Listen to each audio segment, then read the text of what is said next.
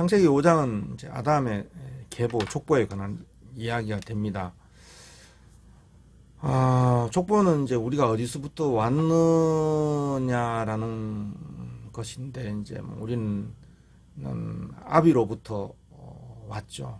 그리고 이제 그 아비는 또 어디로부터 왔느냐, 이렇게 추적을 하다 보면 결국은 그 아담이라는 종, 뭐 호모 사피엔스, 호모 종이라 그러죠. 이게 아담이란 이 종은 그럼 어디서 왔느냐라는 이제 지점에 도달하게 돼요. 이제 특이점이죠. 이게 종의 그 경계를 넘어서는 지점, 그것이 이제 특이점인 것 같아요. 특이점에 도달하게 되죠. 그러면 이제 종과 종 사이의 간격을 무너뜨려야 돼요. 그러면 이제 뭐 유인원으로부터 왔다. 그럼 우리가 온 그 유인원은 또 어디로부터 왔느냐, 이렇게 계속 추적을 하는 거죠.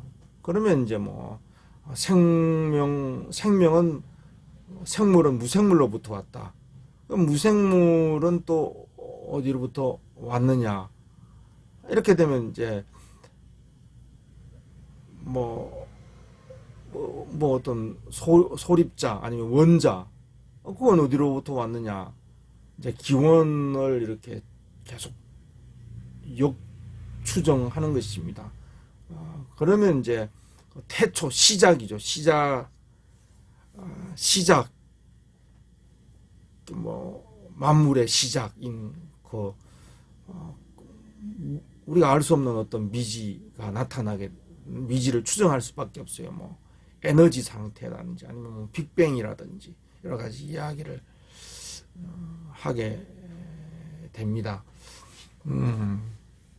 창세기 5장은 이제 그런데 이제 우리는 어디로부터 왔느냐 할 때 우리는 아비로부터 왔고, 또 우리의 아비인 아담은 또 어디로부터 왔느냐 하는 이 지점에 도달해서 이제 하나님께서 아담을 이제 자기의 형상대로 만들었다, 이렇게 이제 창세기 5장에서는 말하고 있습니다. 그런데 이제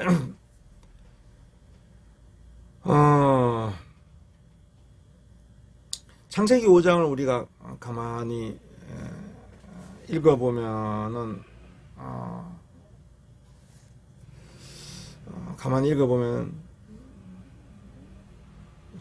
아담의 족보를 아무리 읽어봐도 우리는 어디에서도 우리는 그 하나님의 형상, 그죠? 유인원과 아니면 그 무생물이나 아니면 뭐 아메바나 아니면 다른 모든 그 들판의 짐승과 구분되는 그 하나님의 형상이라는 그 우리의 시작, 그죠? 우리가 시작했던, 우리가 기원했던 그 하나님의 형상을 우리는 아담의 족보에서 찾을 수가 없다라는 것입니다. 아담이라는 이 종에게 어떤 하나님으로부터 기원했다는 우리의 기원인 하나님의 형상이라는 것, 하나님께서 자기 형상대로 우리를 만들었기 때문에 우리의 시작인 하나님의 형상이라는 그 시작을 아담의 족보 안에서 어디에서도 우리는 시작인 형상을 찾을 수가 없다라는 것입니다. 이것이 모든 생물과 다른 인간의 다른 더 나은 기원을 가진, 다른 종은 하나님 형상이 아니지만 이 아담은 하나님 형상이라면 더 나은 시작, 더 나은 기원을 가졌다라는 거, 하나님의 형상이라는 기원을 아담의 족보 어디에서도 우리는 확인할 수가 없다라는 것입니다. 하나님께서 아담을 지으시고 복을 주셨지만 아담의 족보 그 형상을 지으시고 자기 형상으로 된 인간에 대해서 복을 주셨지만은 그 복된 형상이라는 것을 아담의 계보 어디에서도 우리의 시작인, 우리의 근원인 그 형상을 우리는 이제 어디에서도 발견하거나 찾을 수 없다라는 것이죠.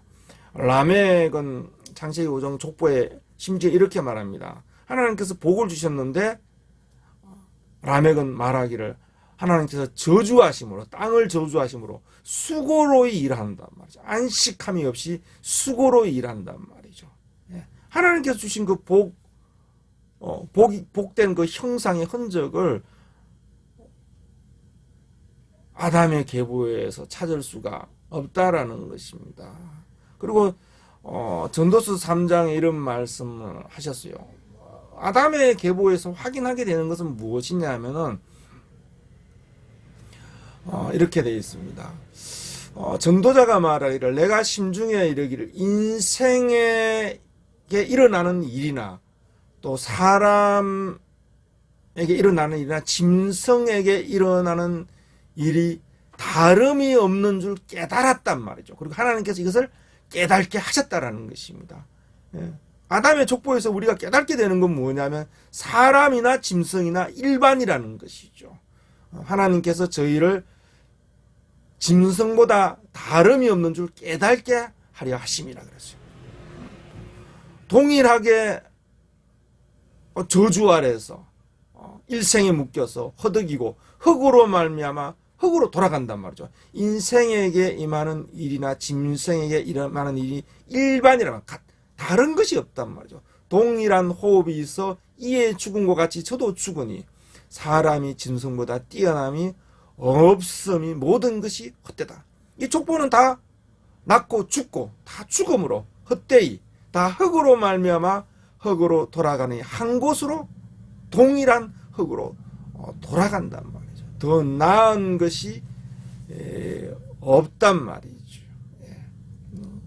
이 족보를 보면 우리가 깨닫게 되는 건 뭐냐면 하나님의 형상인 그 시작, 인간이 시작했던 그 하나님의 형상이라는 거, 그 기원을, 그 흔적을, 자취를 어디에서도 찾을 수 없단 말이죠. 사람이 유인원이나 다른 종인 유인원이나 아니면 뭐 사자나 호랑이나 아니면 뭐 무기물이나 아메바나 원생생물과 다름이 없단 말이죠. 그럼 하나님의 형상의 그 사람의 그 기원인 하나님의 형상으로 지어졌다는 그 기원을 이 족보 어디에서도 이제 찾을 수가 없고 이제 전도서 3장에서 전도자가 말하고 있어요. 사람이 짐승보다 뛰어남이 없음을 이 창세기 5장에서 우리가 깨닫게 하시는 것이죠. 그리고 깨닫게 되는 것이죠. 하나님께서 자기 형상대로 만드시고 복을 주시고 또 사람이라 칭하셨다 그랬어요. 복 주신 인생 그리고 하나님의 형상으로의 인간 또 사람이라 칭할 수 있는 이것이 사람이다 할 만한 하나님의 형상으로서의 사람이다 그렇게 이름 붙일 만한 그렇게 분류할 만한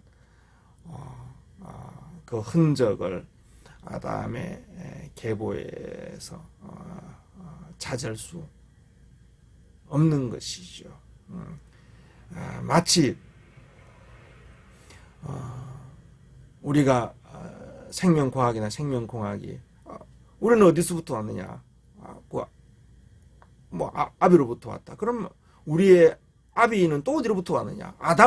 근원적으로 아담으로부터 왔다. 그러면 아담으로부터 어디서 왔냐? 더 나은 것이 없단 말이에요. 동일하단 말이죠. 하나님의 형상에 거치으면서 우리는 우리 인생 속에서 족보상에서 하나님의 형상이라는 우리의 하나님으로부터 기원한 그 기원을 우리는 흔적을 찾을 수가 없단 말이죠. 그러면 우리는 어디로부터 왔느냐? 아담과 유인원이 다른 게 없단 말이에요. 그럼 유인원으로 온 것이다. 사람이라 칭하는 것이나 유인원이라 칭하는 것이나 왜냐하면 하나님께서 사람이라 칭했던 그 복 주신 형상 그리고 자기 형상 그리고 그것을 확인할 수 없기 때문에 사람이 짐승보다 더 나은 것이 낳은 어떤 흔적을 우리는 이 족보에서 찾기가 어렵다 라는 것입니다. 예. 하나님께서 이 족보를 통해서 우리로 하여금 생각게 하는 것이죠. 사람이 짐승보다 더 나은 것이 없는 줄로 저희로 깨닫게 하십니다. 하나님께서 우리의 참된 권원, 참된 기원, 그것을 우리가 알 수 없다면, 그 기운의 자리를 우리가 찾을 수가 없다면, 사람은 뭐 유인원이나 아니면 아메바나 다를 것이 없는 것이죠. 우리가 우리의 참된 기원, 참된 권원을 찾을 수만 있다면, 찾는다면, 그 자리를 찾는다면, 그 자리에서 우리는 얼마나 어떻게 사람이 짐승과 다르고 어떻게 사람이 유인원과 다른 것인지 그것을 그 자리에서 우리는 확정할 수 있는 것이죠.